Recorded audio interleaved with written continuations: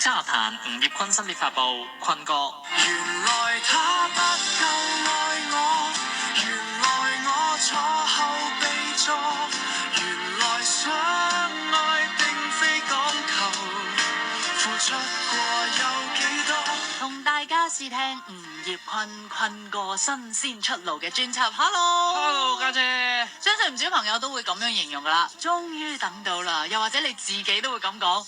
等到啦，我出碟啦！係呻一口怨氣，唔係嗰啲唔係怨氣，叫做總之有啖氣啊，終於可以忍住放出嚟。呢啖氣谷咗幾多年啊？谷咗5年啦，谷咗。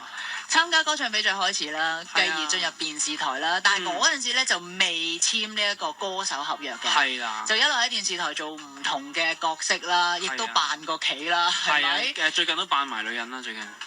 耶！做齊晒啦，耶！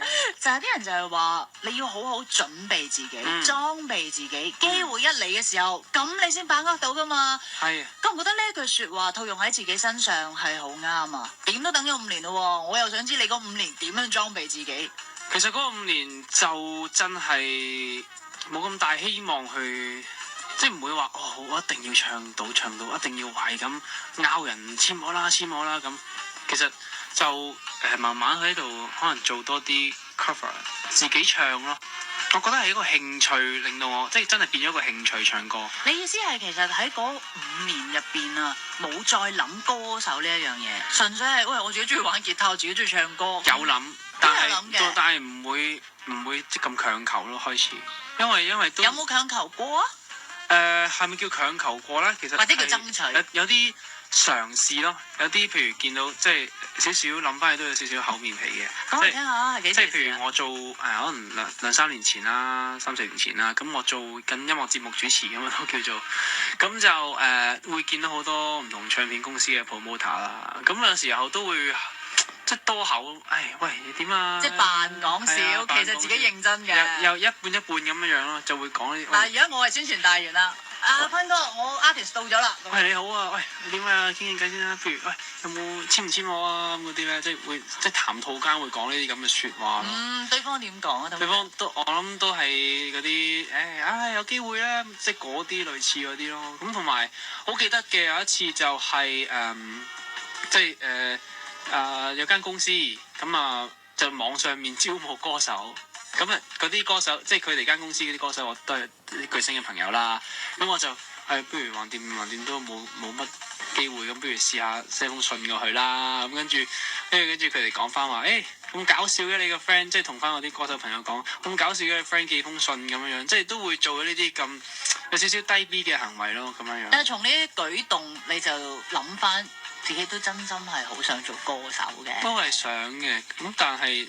諗下，其實原來唔係咁簡單，即係其實你都要就係話要準備好多嘢，唔係話你行出嚟識唱兩句，有人識下你，咁你就可以做到歌手。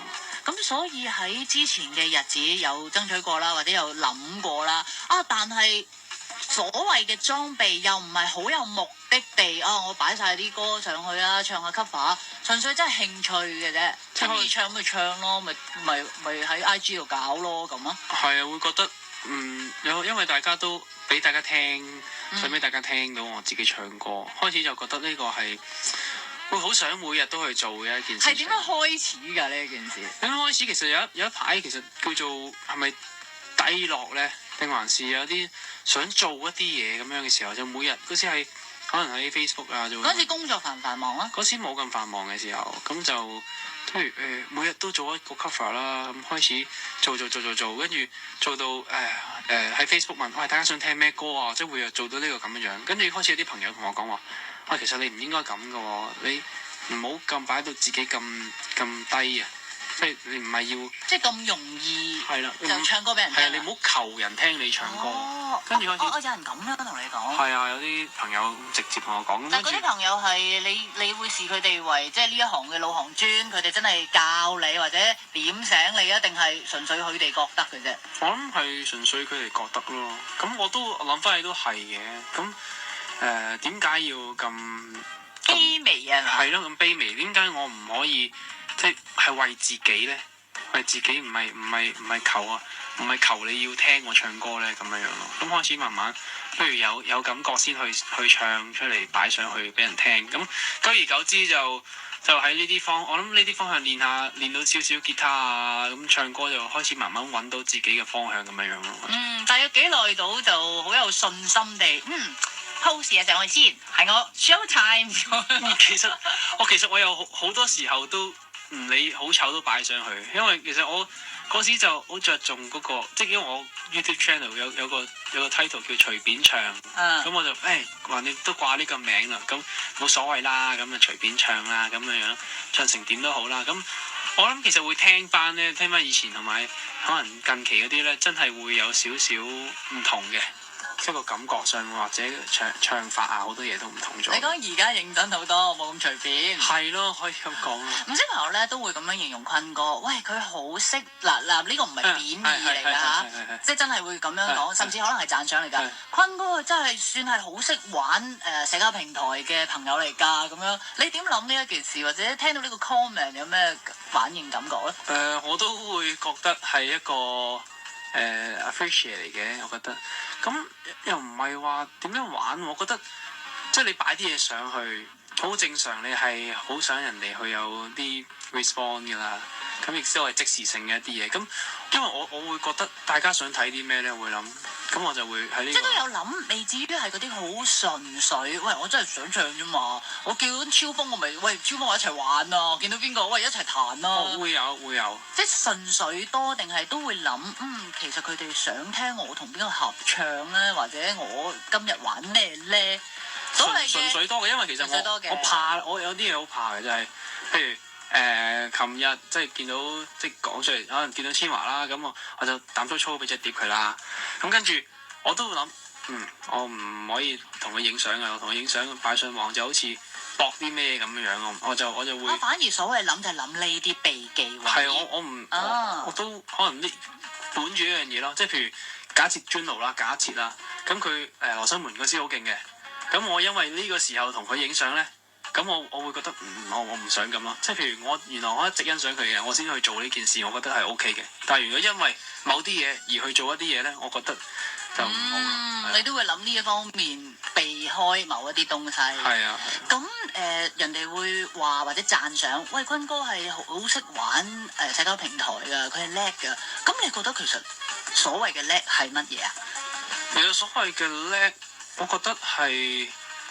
即係同我覺得同網民係同一個思想咯，同一個喺佢哋諗嘅喺同一條 trend 咧。其實我自己都係一個網民咯，應該係咁樣樣咯。所以唔係特登即係唔離地啊。係咯，我覺得唔需要喺一個大家都觸及到嘅一個地方要去做一啲即所謂嘅距離或者隔膜。係啦，甚至階級。係啦，即係咪？我一齊玩咯，係咯，一齊玩咯，一齊 casual 啲，流鼻水咪流鼻水，或者食咩咪食咩咯，咁大家係 share 嗰個感覺啫嘛。所以喺你嘅新專輯內頁入邊，我覺得設計都非常度身訂造嘅，入邊咧係 IG 嚟嘅，係啊，即係直情將好似成個 Instagram 嘅感覺咧放咗上去嘅，好多 hashtag 啦咁樣。係啊，呢個就係吳業坤啊。係呢個都係同一個朋友一齊去諗嘅，諗一諗嘅，即係其實究竟係咪要去到咁 formal 咧嘅一隻嘅 CD，可唔可以將平時吳業坤嘅感覺擺埋落去咧？咁就不如唔好咁沉啦，個人做人，不如 hashtag 佢簡單啲又得意啲，咁樣樣大家睇落，又唔使咁臃腫咁樣樣咯，感覺。咁但係當然音樂就要認真做嘅。喺呢一張專輯入邊咧，其實有6首歌，最尾嘅《風林火山》就係同公司嘅朋友一齊合唱啦，同埋你哋早前舉行嘅音樂會又跳又唱啦。跟住咧，其餘嘅5首有2首已經派台㗎啦，而家派緊就係劇透。之前2首就原來他不夠愛我同埋陽光點的歌，亦都上嚟介紹過㗎啦。咁啊講咗劇透先啦。劇透其實係一隻2014年嘅作品嚟嘅，咁嗰時咧就係未有而家嘅唱片公司啦，咁嗰時 Cousin 就好幫我，佢話不如同我寫歌啦，寫歌跟住又可以就幫下手一啲友情嘅就幫我編下曲啊嗰陣時，因為我都唔涉及啲咩嘅，咁但係佢都好有心去做呢件事情。咁就喺上年嘅聖誕節就出咗呢隻歌，咁樣都即係網上面已經聽係啊，到網上面出咗一隻歌。咁其實我覺得，咦呢個時候不如俾翻個名分佢啦。係啊你，講 cousin 啊嘛，係咪？ Cousin 同埋呢一隻歌俾翻個名分佢啦。咁佢都係我哋嘅心血嚟嘅，同埋係一個代表到我哋嗰個 passion，因為其實都係認真嘅一個製作，同埋一個大家去寫詞啊寫曲嘅，都係想俾大家聽到，可以喺一個主流嘅媒體聽翻呢一首歌咁樣。所以咧就同唱片公司要求啦，喂，一定要派啊呢首歌名正言順地。係啊，但係公司都中意呢首歌，係啊，咁都好開心，大家有即係大家認同咯呢首歌。原地都覺得喘氣，愛仍未允許這小子得到你大愛，其實路早不應告不配你，但我同網民打成一片，頭先喺訪問亦都聽到，佢就要同佢哋零距離，知道大家諗緊乜嘢。佢叫做坤哥。最新派台係啱啱嘅劇透，而趁住呢個訪問亦都好想重溫以下呢一首。4月先至係第一次派台，而喺年尾已經得到我最喜愛男歌手最後5強之一。他慷慨賜予希望，捐出我心肝，又再想起變我，誰最後與他快樂滿足，會是那一個，怕冇用我。訪問未完嘅，聽日同樣時間我哋繼續會有吳業坤。